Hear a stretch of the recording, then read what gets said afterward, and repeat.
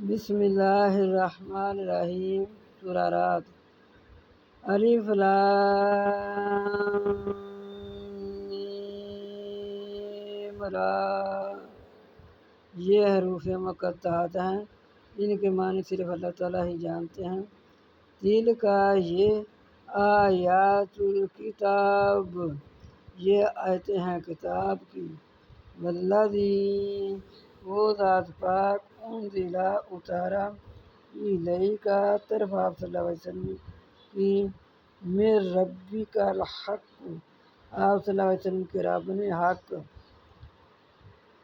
ولکن، اور لیکن، اکثر الناس، بہت سے لوگ، لا یؤمنون، نہیں وہ ایمان لاتے۔